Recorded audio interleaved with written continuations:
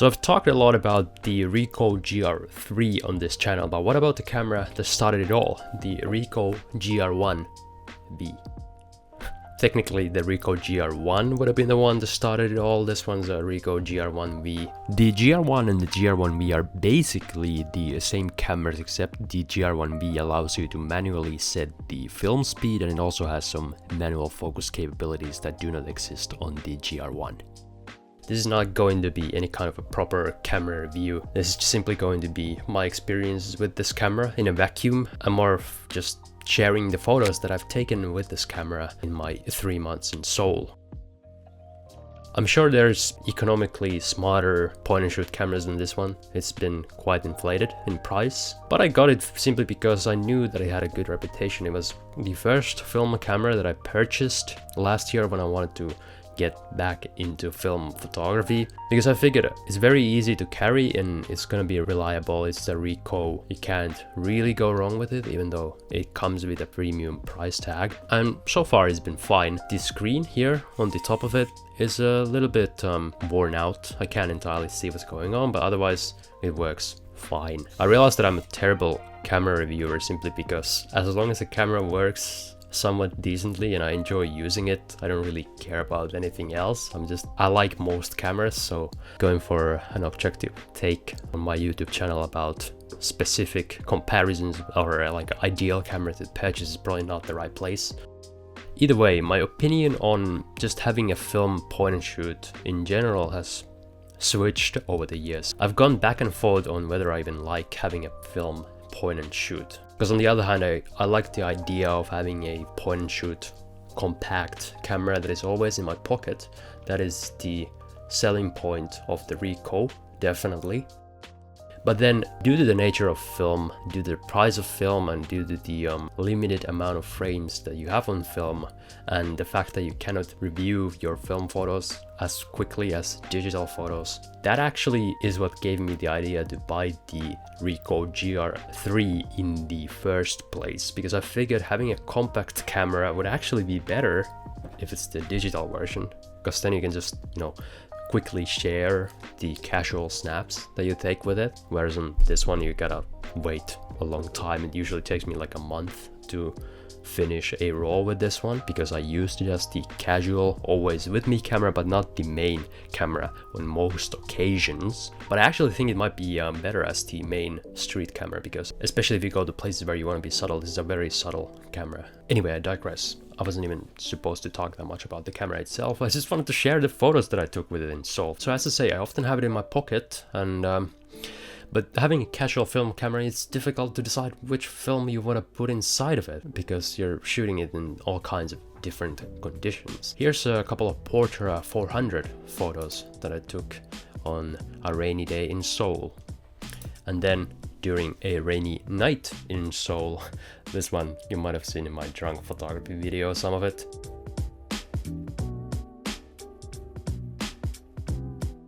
One of the problems, of course, having a point and shoot camera, you can't change the settings that much, but at least luckily you can change the exposure compensation. It goes relatively slow in the handheld shutter speeds, but regardless, shooting Portra 400 at night, that's going to be underexposed a little bit. Is that the worst thing though? I mean, if you want a retro look on a point and shoot, often it doesn't have to be technically perfect. It can just be fun to get the film look even if it's underexposed. Now the next roll that I shot has a bunch of light leaks in about half of these. It may have something to do with the fact that I was drunk when I was loading it, and it took me a long time to get the film to go inside, and I had to cut the film because something just wasn't working. I don't know if it was a genuine problem or it was caused by the alcohol, but regardless, some of these have a bit of a light leak, and but I don't mind it too much. And I asked a friend who also has this camera, and apparently it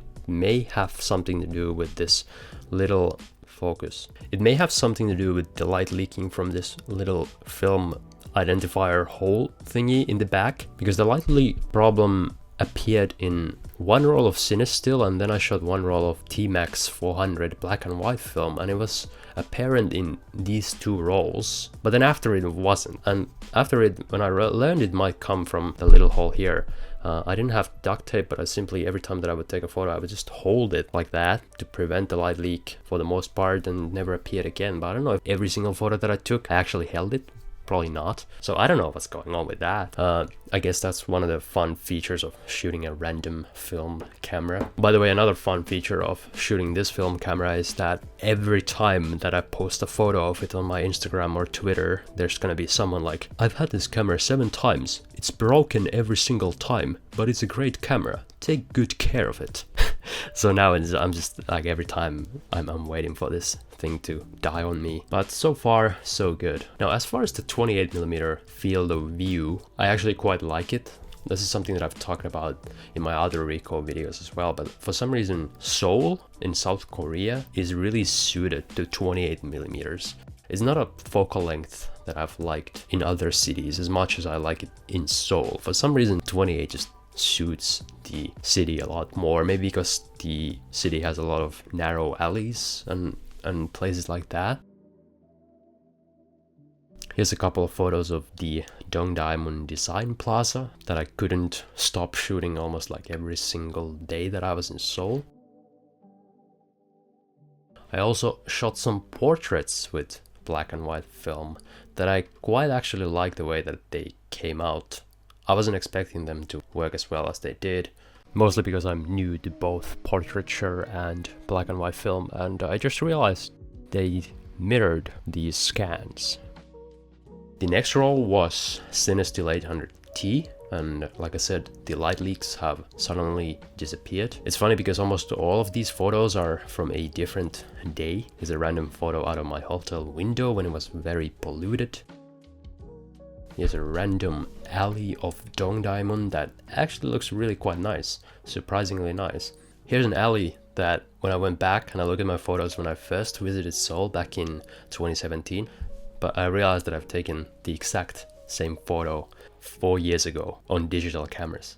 So when I got the film scan back, it looked a bit familiar, and that's why. That was pretty interesting. I guess my instinct hasn't changed, even though I've definitely got a lot better at photography in those 4 years, because when I first came to Korea, I really struggled with photography, and I was actually kind of afraid that when I came back to Korea 4 years later, that Korea wouldn't be a very photogenic place. But it just turns out that it wasn't Korea's fault, it was I who sucked. Then literally one photo that I took on the hike, because I figured for film photos at 28mm it would be too far and too low light after the sunset to take proper photos of the view. But that's one fun thing about these Ricoh cameras, is you can bring them on hikes because they don't weigh anything. I mean, especially this, it's kind of plasticky, which may make it a little bit fragile, but makes it extremely light, and that's of course a good quality. And finally, because it was raining on the night before that I was supposed to leave, or 2 nights before technically, or technically it's the morning, I decided to try and finish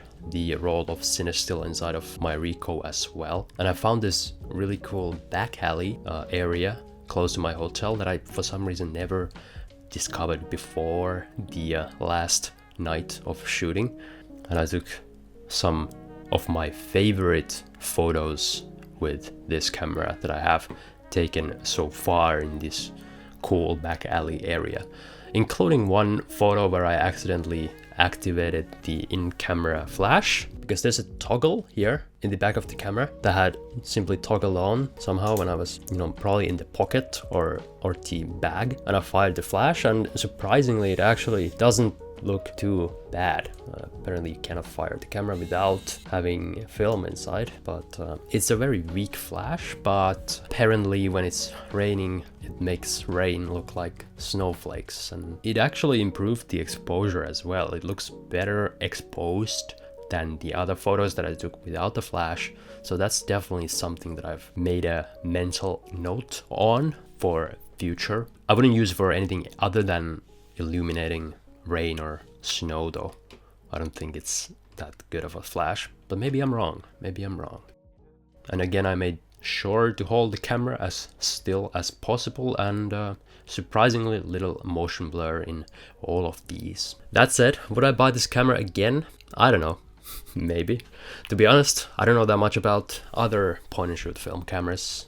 I don't know how they compare. In isolation, I've enjoyed this camera, but I haven't used it as much as I thought I would because of what I mentioned earlier. Because when it comes to having a compact camera that you can always have with you, I almost prefer having it in digital simply because of the instant feedback and the more casual nature of that kind of photography. Because for film photography, I thought it would be more casual, but it actually isn't. Because for film, I don't want to waste the frames on casual photos. I want to think about the photos that I take on film. I want them to have that extra punch. And, you know, with the effort and cost of shooting and developing film, I don't actually like it that much as a casual photography tool. After the novelty wears off, I like it as a more serious photography format when we're talking about film photography in general. So because of that, I haven't got as much use out of this camera simply because I've used it as a casual film camera when I don't shoot film casually, if that makes sense. But on the other hand, I don't feel like selling it because every time I do use it, I do really like the results that it gives me. So do what you want with that information. Hope you enjoyed the video and the photos. As always, thanks for watching. See you next time.